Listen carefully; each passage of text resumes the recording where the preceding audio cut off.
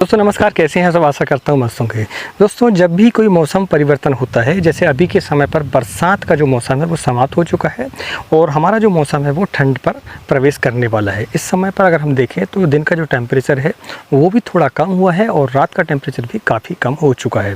सुबह सुबह हम देखते हैं तो हमें ठंड लगती है और शाम के समय पर भी ठंड का एहसास होता है और ओस भी काफ़ी मात्रा पर अभी गिर रही है। ठीक है, तो अब इस समय पर क्या होता है कि जो सब्जी वर्गी जितनी भी फसलें होती हैं ये काफ़ी संवेदनशील होती है मौसम के प्रति। तो जब भी मौसम करवट लेता है, मौसम बदलता है, एक मौसम से दूसरे मौसम पर हमारी जो फसल है वो ट्रांसफ़र होती है, तो उस समय पर हम देखें तो पौधा स्ट्रेस में आता है और पौधा समझ नहीं पाता है कि एक्चुअल में कि अभी ठंड है क्या फिर गर्मी है। क्योंकि इस समय पर अगर हम देखें तो जो दिन का टेम्परेचर है वो थोड़ा तेज़ है और रात का टेम्परेचर अचानक से कम हो जाता है, तो पौधा जो है स्ट्रेस में आ जाता है। इससे बचने के लिए हम आज इस वीडियो पर उपाय जानेंगे कि हम क्या कर सकते हैं कि हमारी जो फसल है वो स्ट्रेस पर ना आए। चलिए दोस्तों वीडियो की शुरुआत करते हैं। मैं हूं राकेश साहू, आप देख रहे हैं एग्रो जीवन बातें किसान की। यह आपका अपना चैनल है। इस चैनल पर जो भी आपको जानकारी दी जाती है, यदि पसंद आए तो वीडियो को लाइक करें और चैनल में पहली बार आए हैं तो चैनल को सब्सक्राइब करें। तो सबसे पहले हम जानते हैं कि पौधे पर क्या क्या लक्षण हमें देखने को मिलते हैं जब ठंड हमारी स्टार्ट होती है। तो इस समय पर यदि हम देखें तो पौधा जो है इसमें फ्लावर तो काफ़ी आते हैं, मगर अगर कोहरा पड़ जाता है तो फ्लावर जो है वो सूख जाते हैं। दूसरा ये है कि पत्तियां जो है हम देखते हैं कि अधिकतर मुड़ी हुई नज़र आती हैं। ठीक है, ऊपर की तरफ जो है मुड़ी हुई नज़र आती हैं, ऐसा सुकड़ती नहीं है। वो एक गोल जो आसपास से जो मुड़ती हैं वो किसी इंसेक्ट के कारण होती हैं। लेकिन इस पर क्या होता है, जब टेम्परेचर का प्रभाव या तापमान का प्रभाव जब पड़ता है तो पत्तियाँ जो है इस तरीके से मुड़ जाती हैं। तो आप समझ लें कि यहाँ पर टेम्परेचर का असर हो चुका है। तो एक ये लक्षण हम देखने को मिलते हैं। पत्तियाँ जो है कड़क हो जाती हैं, पत्तियों पर जो मुलायमपन होता है वह जो है ठंड के कारण जो है वो पत्तियाँ कड़ी हो जाती हैं। तो इससे भी आप समझ सकते हैं पत्तियों का जो साइज़ है वो नहीं बढ़ पाता। आप कितना ही खाद दे दें उस पर, पत्तियों का जो साइज़ है वो कम रहता है। तो ये जो लक्षण होते हैं वो आपको देखने को मिलते हैं ऊपर से। ठीक है, अब अगर हम जड़ों की बात करें तो जड़ों का जो ग्रोथ है वो भी रुक जाता है। जो वाइट रूट्स होते हैं वो भी उतने नहीं निकलते जितना कि अन्य समय पर निकलते हैं।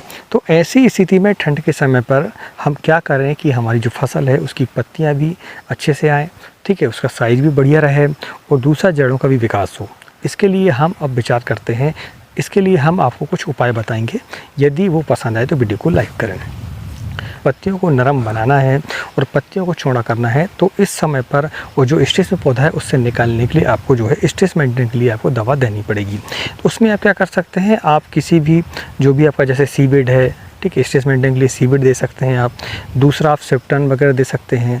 तीसरा आप जो है इसमें ग्रीन मिरेकल आता है उसका भी आप उपयोग कर सकते हैं। और अमीनो एसिड का भी आपको समय समय पर इस्तेमाल करना होगा। समय समय पर इनका इस्तेमाल करते रहेंगे बारी बारी से, तो आप देखेंगे कि आपकी जो फसल है वो स्ट्रेस में नहीं जाएगी। दूसरा यदि हम देखें तो जो आपको मुड़ने वाली समस्या है वह तो आपकी स्ट्रेस मेंटेन की जो आप दवा डालेंगे उससे आपकी ठीक हो सकती है। आपने कभी कभी देखा होगा कि नीलापन दिखाई देता है तो वो अधिकतर फास्फोरस की कमी के कारण होता है।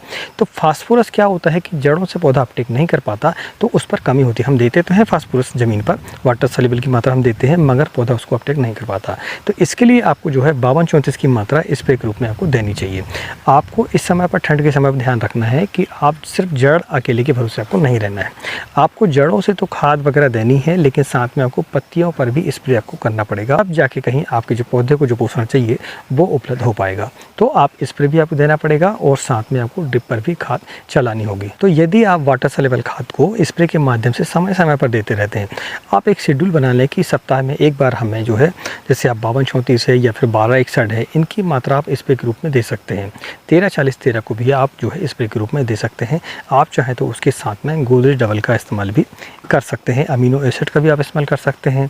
आप चाहें तो होमिक एसिड और फॉल्बिक एसिड का जो कॉम्बिनेशन आता है उसकी मात्रा भी आप स्प्रे के रूप से दे सकते हैं। तो आप देखेंगे आपकी जो पत्तियां हैं वो एक तो चौड़ी भी होंगी और उसमें जो कड़कपन है वो भी दूर होता है। तीसरा आप उसमें क्या कर सकते हैं कि जब कभी कभी हम देखते हैं कि इसमें पीएच मेंटेन नहीं हो पाता ज़मीन पर, तो आपको कैल्शियम नाइट्रेट की मात्रा समय समय पर ड्रिप के माध्यम से आपको देनी चाहिए। सप्ताह में कम से कम एक बार 5 किलो आपको कैल्शियम नाइट्रेट की मात्रा देनी चाहिए। फसल को ठंड से बचाने के लिए आपको सल्फर का इस्तेमाल समय समय पर करना चाहिए।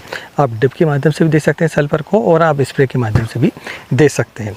अब स्प्रे के माध्यम से थोड़ी सी सावधानी आपको बरतनी पड़ती है। जब आप 80% WP फार्मूला सल्फर इस्तेमाल करते हैं तो फ्लावरिंग की ड्रॉपिंग की समस्या काफ़ी देखने को मिलती है उस समय पर। तो उसके लिए आप लिक्विड सल्फर जो 20% वाला आता है, मल्टीप्लेक्स कंपनी का भी आता है और दूसरी कंपनियों का भी आता है, 20% पर होता है, और उसकी जो मात्रा है आप 2 ml प्रति लीटर के हिसाब से, यानी कि 200 लीटर टंकी पर 400 ml, 20 लीटर की टंकी पर 40 ml आप जो है सप्ताह में एक बार कम से कम आप स्प्रे कर दें इसका, तो आप देखेंगे कि आपकी जो फसल है वो ठंड से प्रभावित नहीं होती है। खासकर टमाटर हम देखते हैं कि टमाटर पकना ही बंद हो जाते हैं, तो वो होता है ठंड के कारण। तो यदि आप सल्फर की मात्रा ड्रिप से छोड़ सकते हैं आप 1 लीटर प्रति एकड़ के हिसाब से, और आप चाहें तो स्प्रे पर भी उसको दे सकते हैं, तो आपकी जो फसल है वो ठंड से प्रभावित नहीं होगी। इसके अलावा आप क्या कर सकते हैं, माइक्रोराइजा का इस्तेमाल कर सकते हैं, और ह्यूमिक एसिड का भी आप इस्तेमाल कर सकते हैं ड्रिप के माध्यम से। जब माइक्रोराइजा का इस्तेमाल आप करते हैं तो जो वाइट रूट्स हैं वो ज़्यादा निकलते हैं फसल पर, और उसके कारण पौधा जो है वो जो हम खाद देते हैं उसको बढ़िया तरीके से अपटेक कर पाता है। ह्यूमिक एसिड भी जो है जड़ों की ग्रोथ लाता है और आपकी फसल को पोषण प्रदान करता है। तो इस तरीके से आप यदि प्रबंधन करेंगे तो आपकी जो फसल है वो ठंड से प्रभावित नहीं होगी, और आपकी जो फसल है जितना उत्पादन देने वाली थी वो उतना ही देगी। नहीं तो हम देखते हैं कि जब ठंड से फसल प्रभावित होती है तो उस पर फ्लावर भी कम आते हैं और फल पकते भी नहीं हैं, और फलों को साइज भी नहीं बढ़ पाता है। तो ये सारी समस्याओं को निदान आपको करके चलना पड़ेगा, तब जाके कहीं आप ठंड के समय पर अच्छी हार्वेस्टिंग ले पाते हैं। दोस्तों, ये जानकारी आपको कैसी लगी प्लीज़ हमें कमेंट करके ज़रूर बताएं। मिलते हैं एक नए वीडियो में एक नई जानकारी के साथ, तब तक के लिए नमस्कार। जय हिंद, जय किसान, जय जवान।